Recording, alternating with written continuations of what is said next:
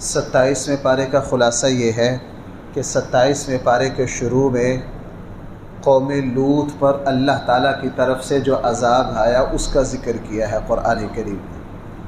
چونکہ قوم لوط دنیا کی بدترین بے حیا قوم تھی، اور اللہ جل جلالہ بے حیا قوم کو کبھی بھی معاف نہیں کرتے۔ اللہ تعالیٰ سب سے بڑے حیا والے ہیں، اور زمین پر اللہ کے نبی سب سے بڑے حیا والے ہیں۔ حضرت عائشہ رضی اللہ عنہا فرماتی ہیں، ہم نے نبی کریم صلی اللہ علیہ وسلم سے بڑھ کر شرم و حیا والا کسی کو نہیں دیکھا۔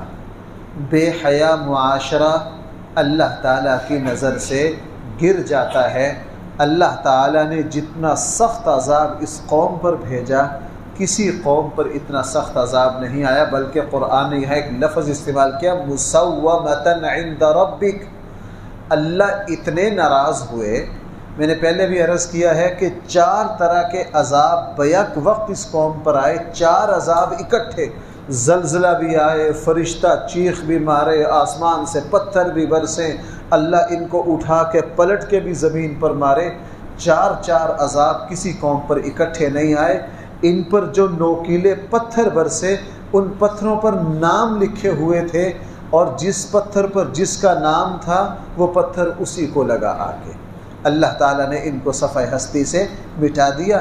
ہمارے آقا صلی اللہ علیہ وسلم نے فرمایا، الحیاء کلہ خیر، حیا جو ہے وہ سراپا خیر ہی خیر ہے۔ اللہ کے نبی کا وہ بہت اہم ارشاد ہے، بلکہ حضور نے پتہ کیا فرمایا؟ حضور علیہ السلام نے فرمایا، پہلے نبیوں کی جو باتیں ہم تک پہنچی ہیں ان میں سے ایک یہ بات ہے کہ جب کسی شخص کے اندر سے حیا ختم ہو جائے، وہ پھر جو چاہے کرتا پھرے، اللہ تعالیٰ کے یہاں اس کی کوئی حیثیت نہیں رہتی۔ قرآن کریم نے 27ویں پارے میں اس حقیقت کو پھر دوبارہ بیان کیا۔ یہ قرآن کا بہت بڑا انکشاف تھا کہ اللہ نے ہر چیز کا جوڑا جوڑا پیدا کیا ہے۔ قرآن کریم نے ایک بات ارشاد فرمائی، اے نبی صلی اللہ علیہ وسلم، آپ لوگوں کو نصیحت کرتے رہیے، چونکہ نصیحت مومن کو فائدہ دیتی ہے، اگرچہ وقتی طور فائدہ نہ ہو، اچھی سنی ہوئی بات کا فائدہ زندگی میں کبھی نہ کبھی ضرور پہنچتا ہے۔ اس لیے جو بندہ کسی بڑے کی، استاد کی، دین کی بات کو غور سے سنتا ہے، اللہ تعالیٰ کبھی نہ کبھی اس پر عمل کرنے کا ضرور موقع عنایت فرما دیتے ہیں۔ امام غزالی رحمہ اللہ نے بڑی پیاری ایک مثال دی ہے نصیحت کی۔ فرمایا، نصیحت کرنا اس طرح ہے جس طرح درخت کو پانی لگانا، جس فصل کو پانی لگتا رہے وہ کسی نہ کسی دن ضرور اگ آتی ہے۔ اور قرآن کریم نے 27ویں پارے میں ارشاد فرمایا، اللہ تعالیٰ نے جنات کو اور انسان کو اپنی بندگی کے لیے پیدا کیا ہے۔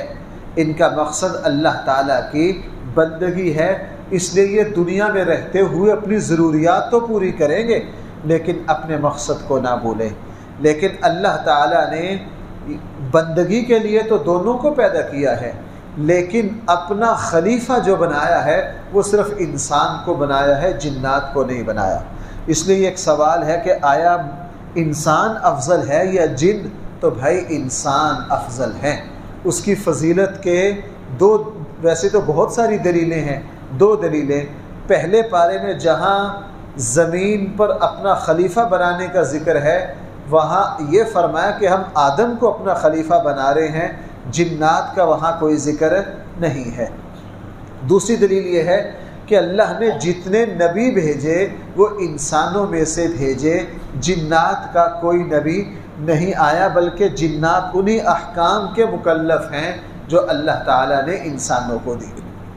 قرآن کریم نے 27ویں پارے میں 4-5 قسمیں کھا کے بڑی بڑی چیزوں کی، وَالطُّورِ وَكِتَابٍ مَّسْطُورٍ فِي رَقٍّ مَّنشُورٍ وَالْبَيْتِ الْمَعْمُورِ وَالسَّقْفِ الْمَرْفُوعِ۔ اس کے بعد فرمایا کہ تیرے رب کا عذاب ضرور آ کر رہے گا، تیرے رب کا عذاب ضرور آ کر رہے گا، اس کو کوئی روک نہیں سکے گا، قیامت کا جھٹکا آئے گا۔ اللہ جب اس نظام کو سمیٹنا چاہیں گے اس وقت اس کو سمیٹ لیا جائے گا۔ قرآن کریم نے 27ویں پارے میں ایک ایسی بات ارشاد فرمائی ہے جو میرے اور آپ کے دلوں کو امید سے بھر دیتی ہے۔ ویسے تو قرآن کی ہر آیت ہی امید والی ہے، لیکن بعض آیتیں تو ایسی ہیں جو مومن کے دل کو امید سے بھر دیتی ہیں۔ وہ یہ ہے کہ جنت میں جانے کے بعد ماں باپ نیک ہوں گے، وہ جنت کے اونچے درجوں پر پہنچ جائیں گے، اولاد ساتھ نہیں ہوگی، وہ اپنی اللہ کی بارگاہ میں یہ درخواست کریں گے، اے ہمارے رب ہماری اولاد ہمارے ساتھ نہیں ہے، اس لیے ہم اس جنت سے وہ لطف اٹھا نہیں سکتے۔ ان کو یہ کہا جائے گا کہ تمہاری اولاد کی جو نیکیاں ہیں وہ اس پائے کی نہیں ہے کہ تمہارے والا درجہ ان کو دیا جائے، وہ ہیں جنت میں لیکن بہت نیچے ہیں۔ وہ کہیں گے اے اللہ ہم ایسی جنت میں کیا کریں گے جہاں ہماری اولاد ساتھ نہ ہو۔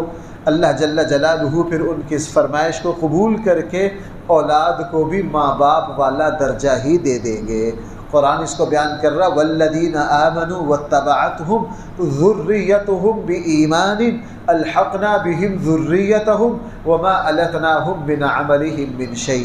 اور بھائی اس سے یہ پتہ چلا کہ ماں باپ کی نیکیوں کا اولاد کو فائدہ پہنچتا ہے اور اولاد کی نیکیوں کا ماں باپ کو فائدہ پہنچتا ہے۔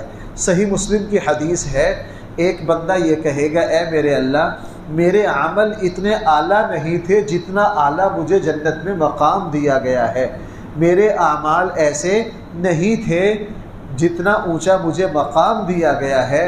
اسے بتایا جائے گا آپ صحیح کہہ رہے ہو، تمہارے عمل اس درجے کے نہیں تھے جو درجہ تمہیں دیا گیا ہے، ہوا یہ ہے کہ دنیا سے آ جانے کے بعد تمہاری اولاد نے تمہارے لیے خوب دعائیں کی ہیں اور تمہارے لیے استغفار کیا ہے، ان کی دعا اور استغفار کی وجہ سے تمہارے درجات کو بلند کر دیا گیا ہے۔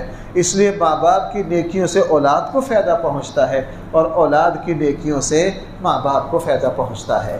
اور 27ویں پارے میں نبی کریم صلی اللہ علیہ وسلم پر کافروں نے بہت سارے اعتراض کیے۔ قرآن ان سارے اعتراضات کا ذکر کر کے نبی کریم صلی اللہ علیہ وسلم کو یہ حکم دے رہا ہے اللہ کے حبیب کافر آپ پر طرح طرح کی زبان درازیاں کر رہے ہیں، آپ کی عزت پر حملہ آور ہو رہے ہیں، کبھی آپ کو توبہ نعوذ باللہ شاعر کہتے ہیں، کبھی مجنون کہتے ہیں۔ آپ ان کی پرواہ نہ کیجیے، آپ بس دو کام کیجیے۔ نمبر 1 آپ صبر کریں اور اپنے اللہ کی تسبیح کرتے رہیے، آپ صبر کیجئے اور اپنے اللہ کو یاد کرتے رہیے، آپ کے دشمنوں کے ساتھ نبٹنا ہمارا کام ہے۔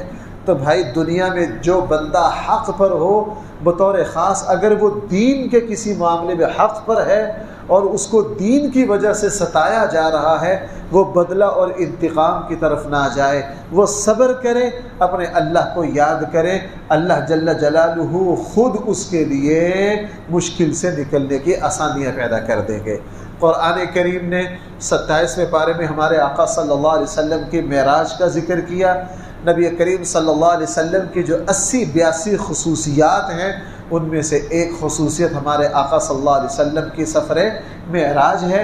نہ حضور سے پہلے یہ نعمت کسی کو ملی، نہ ہمارے آقا کے بعد تو کس سوال ہی پیدا نہیں ہوتا۔ اور سورہ نجم میں قرآن کریم نے یہ فرمایا، قرآن کے اسلوب سے یہ بھی پتہ چلتا ہے کہ رسول اللہ صلی اللہ علیہ وسلم نے سفر معراج میں اپنے اللہ کی زیارت کی۔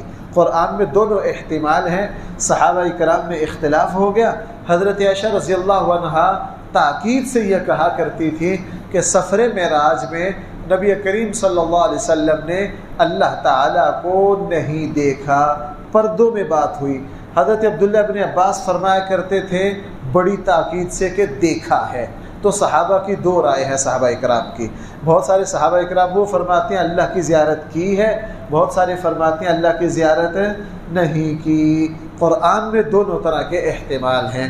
قرآن کریم نے 27ویں پارے میں ایک بات ارشاد فرمائی ہے، جو ایمان والے بڑے بڑے گناہوں سے بچیں گے، بھائی جو لوگ بڑے بڑے گناہوں سے بچیں گے، بڑے بڑے گناہوں سے بچنے کی وجہ سے اللہ تعالیٰ ان کے چھوٹے چھوٹے گناہوں کو خود بخود معاف فرما دیتے ہیں۔ جو مسلمان اپنے آپ کو بڑے گناہ سے بچائے گا، اگر اس سے کوئی چھوٹا موٹا ہو جائے گا، وہ اللہ تعالیٰ اس کو خود معاف فرما دیں گے۔ 27ویں پارے میں قرآن کریم نے فرمایا اے لوگوں اپنی تعریف نہ کیا کرو، فلا تزکوا انفسکم۔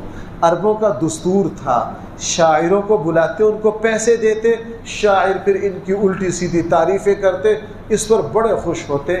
اسلام نے اس چیز کی اجازت، چونکہ اس سے انسان میں غرور پیدا ہوتا ہے، تکبر پیدا ہوتا ہے۔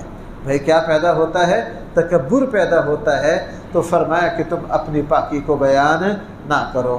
قرآن کریم نے 27ویں پارے میں نوح علیہ السلام کی قوم عاد، قوم سمود، دوبارہ قوم لوط، ان چاروں قوموں کی تباہی کا دوبارہ ذکر کیا۔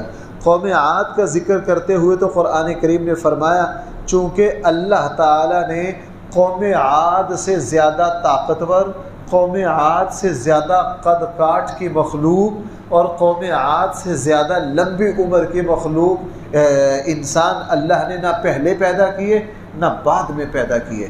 اللہ نے ان کو عجیب قوت دی تھی، عجیب طاقت دی تھی، لیکن یہ اپنے جسمانی طاقت کے نشے میں اللہ کی بغاوت پر آمادہ ہوئے اور اللہ کے باغی بن گئے۔ اور اللہ جل جلالہ نے حضرت ہود علیہ السلام کے ذریعے ان کو بہت سمجھایا، لیکن جب یہ باز نہ آئے تو اللہ جل جلالہ نے پھر ان کے اوپر 1 ہفتہ کے لیے طوفان چلایا، اور وہ طوفان صرف انہی کے خطے میں آیا۔ جس طرح ہمارے یہاں جوسر جو ہے وہ جگ کے اندر ہی طوفان ہوتا ہے، باہر نہیں ہوتا، بالکل ان کی جو وادی تھی نا اسی وادی میں 8 دن طوفان چلتا رہا، اور ان کو طوفان زمین سے اٹھا کے پتہ نہیں کہاں کہاں آسمان کی بلندیوں پہ لے جاتا اور پھر ان کو زمین پہ مارا۔ یہ بڑے بڑے قد کاٹ کے تھے، 4.5 5 فٹ کے تو ان کے سر کی ہڈیاں تھیں، ان کے صرف ان کا سر 5 فٹ کے تھے۔ قرآن کہہ رہا جب ہم نے ان کو پٹک کر زمین پر مارا وہ یوں پڑے تھے جیسے کھجور کے لمبے لمبے تنے کاٹ کر بے ترتیبے پھینکے ہوئے۔ دیکھو بھائیو، یہاں سے ایک بات عرض کروں، قرآن پہلی قوموں پر عذاب کا بہت ذکر کرتا ہے، بہت ذکر کرتا ہے۔ کیوں؟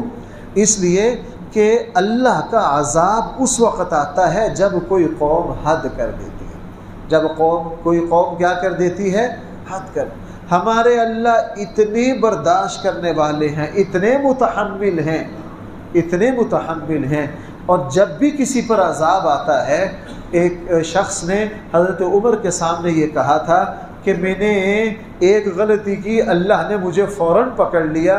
حضرت عمر نے قسم کھا کے فرمایا تم جھوٹ کہہ رہے ہو، اللہ تعالیٰ پہلی غلطی پر کسی کو نہیں پکڑتے ہیں، اللہ بہت ڈھیل دیتے ہیں، جب حد ہو جاتی ہے پھر اللہ تعالیٰ کی طرف سے پکڑ آتی ہے۔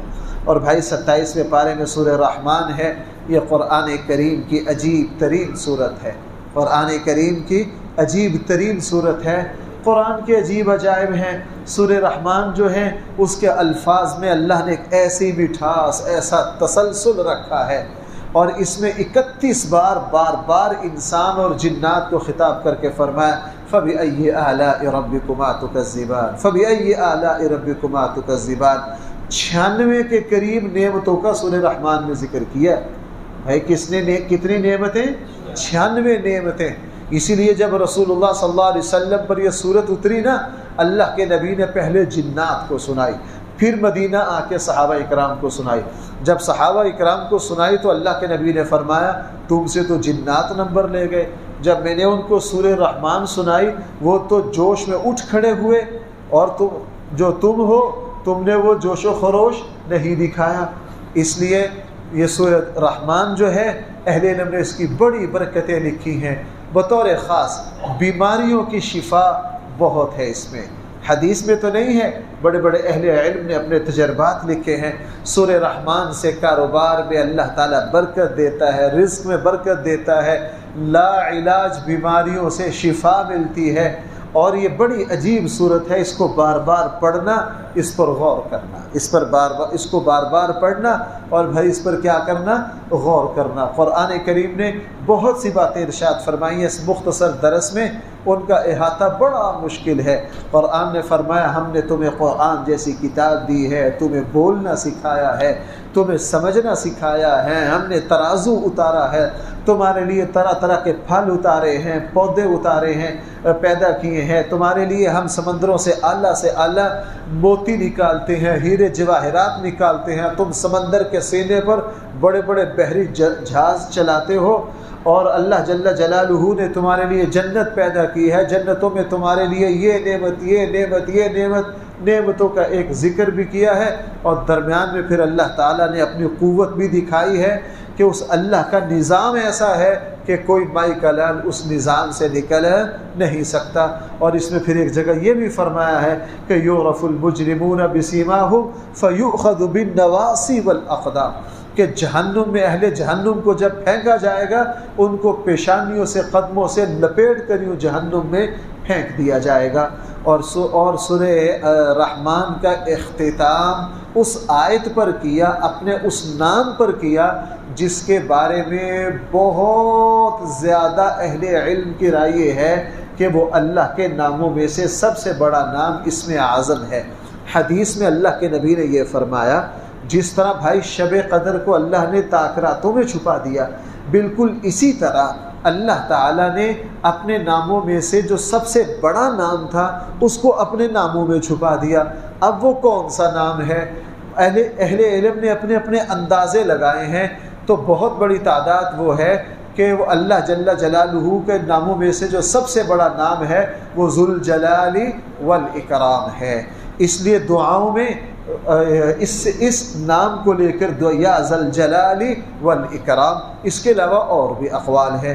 اور بھائی 27ویں پارے میں قرآن کریم نے سورہ واقعہ میں اہل جنت کے 2 طبقوں کا ذکر کیا ہے، سورہ رحمان کے آخر میں بھی 2 طبقوں کا ذکر ہے۔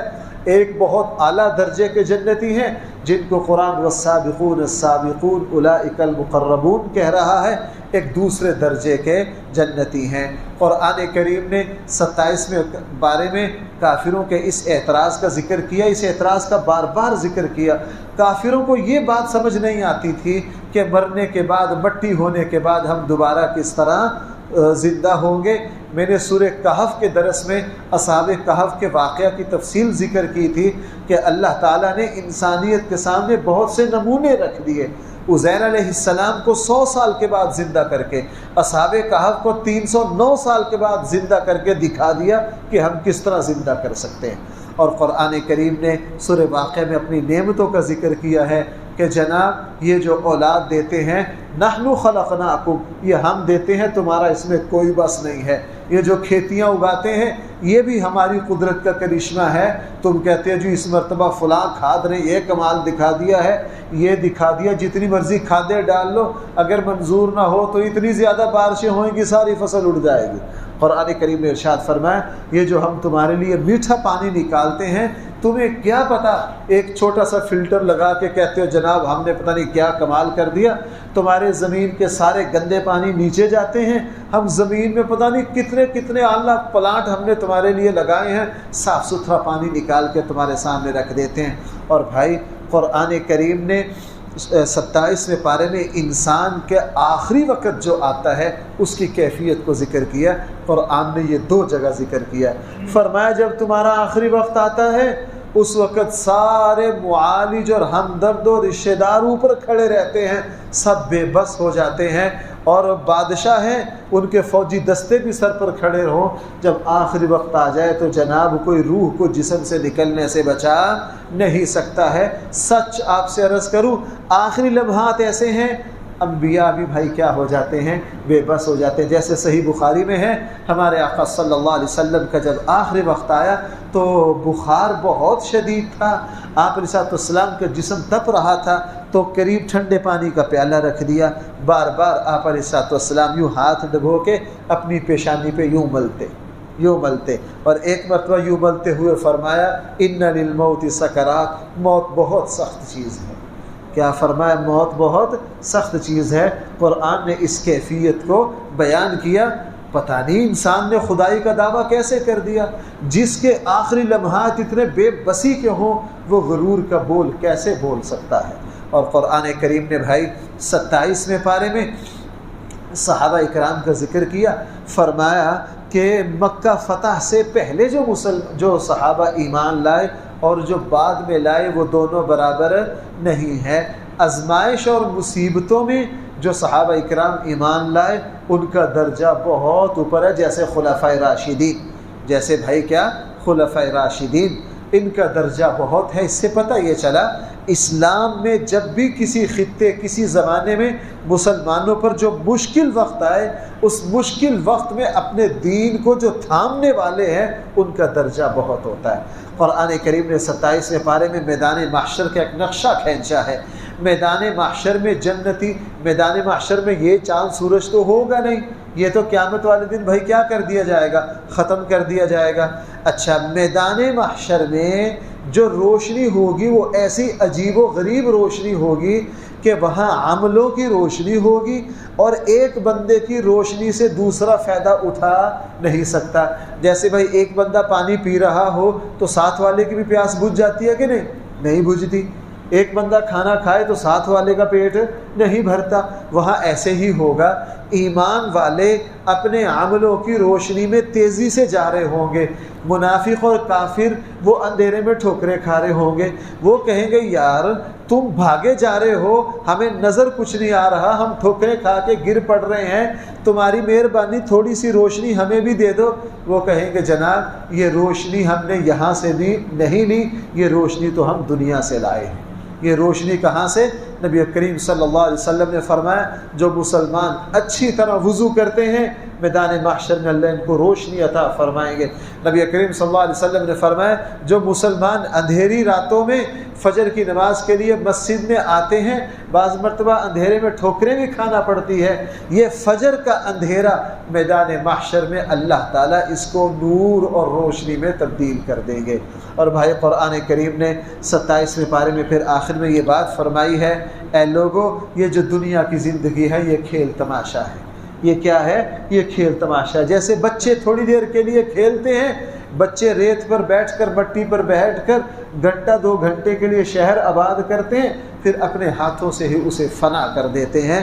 تو یہ دنیا کھیل تماشا ہے، اس میں کوئی شک نہیں۔ ماشاءاللہ یہاں اکثر تعداد سمجھدار لوگوں کی ہے جن کی عمریں 50 سال ہو گئی ہیں، 60 ہو گئی ہیں، 70 ہو گئی ہیں۔ ہر کوئی یہ کہے گا پتہ نہیں چلتا، دیکھتے دیکھتے بڑھاپے کے دروازے پر کھڑے ہو گئے ہیں آ کے۔ تو قرآن کہہ رہا ہے یہ زندگی کھیل تماشا ہے۔ اللہ تعالیٰ نے جو اصل زندگی رکھی ہے وہ مرنے کے بعد رکھی ہے۔ اللہ جل جلالہ ہم سب کو قرآن کریم کا صحیح فہم عطا فرمائے۔ الحمدللہ رب العالمین والصلاة والسلام علی سید الانبیاء والمرسلین وعلی آلہ واصحابہ اجمعین۔